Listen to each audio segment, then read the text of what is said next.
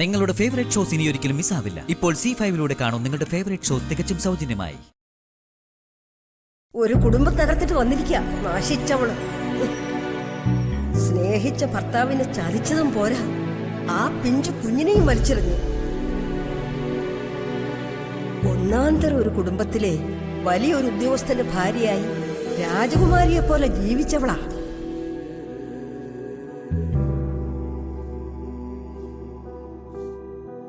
ഇവൾ എന്ത് കണ്ടിട്ടാണാവോ ആ ഞതവാലിയുടെ കൂടെ ഇറങ്ങി തിരിച്ചത്? ഇവള് യക്ഷിയാ, യക്ഷി, ചോര കുടിക്കുന്ന യക്ഷി.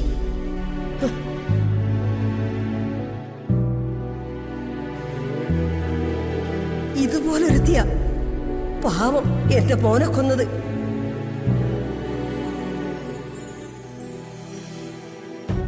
നിന്നെ ഞാൻ ഇഞ്ചിഞ്ചായി ഇവിടെ ഇട്ട് തകർക്കുമുടി. നിന്നെപ്പോലൊരു ദുഷ്ടയ്ക്ക് ഈ നല്ല ഭൂമി ജീവിച്ചിരിക്കാൻ അർഹതയില്ലടി.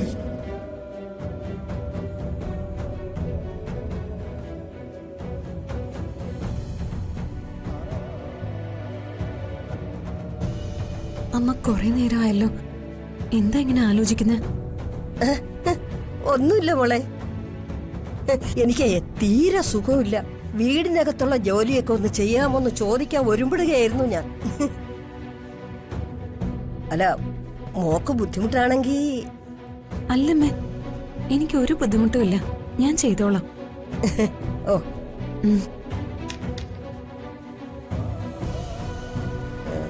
നിന്നെ ഞാൻ ശരിയാക്കി തരാവടി.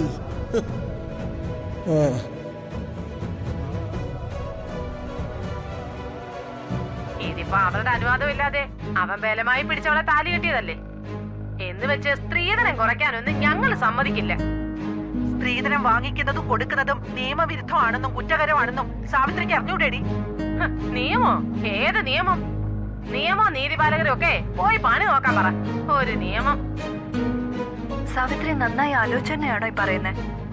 സ്ത്രീധനം തന്നില്ലെങ്കിലേ കെട്ടിയ പെണ്ണിന്റെ കഴുത്തേന്ന് ആ താലിമാല വലിച്ചു പൊട്ടിച്ച് അവരുടെ കർണക്കുറ്റി നോക്കി 2 പൊട്ടിയിലും പൊട്ടിച്ചിട്ട് പറഞ്ഞു വിടും അങ്ങോട്ട്. Very good. ഇതിനൊക്കെ വജ്രായുധം എന്ന് പറയുന്നത്. ഇത് വെച്ചൊരു കളി കളിച്ചാലേ കാർത്തികന്റെ യൂണിഫോം എന്നേക്കുമായി പെട്ടിയിലാവും. ഈ തെളിവ് വെച്ച് എങ്ങനെയാ അവനെ വീഴ്ത്തേണ്ടത്? ഞാനാണ് ഇതിന്റെ പിന്നിലെന്ന് അവനോ സാവിത്രിയോ ഒരിക്കലും അറിയാൻ പാടില്ല.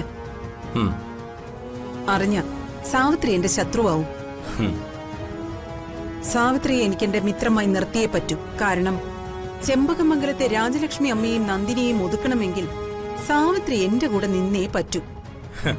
ഇതിന്റെ പിന്നിലെ ഇന്ദ്രജയാണെന്ന് അറിയാതിരുന്ന പോരെ?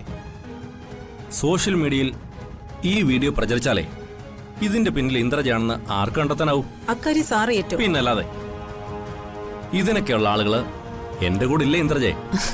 അത് മതി. എന്തായാലും ഈ വീഡിയോ തൽക്കാലം നമ്മുടെ കയ്യിലിരിക്കട്ടെ. ഇതെപ്പോ മീഡിയയിലൂടെ പ്രചരിക്കണമെന്നത് ഞാൻ സാറിനോട് പറയും. Okay okay. കാര്യം എന്റെ ആങ്ങളയുടെ മകനവൻ. പക്ഷെ ഒരു എല്ല് അവൻ ഇത്തിരി കൂടുതല. അതിന് ഒരു ശിക്ഷ കൊടുത്തേ പറ്റൂ.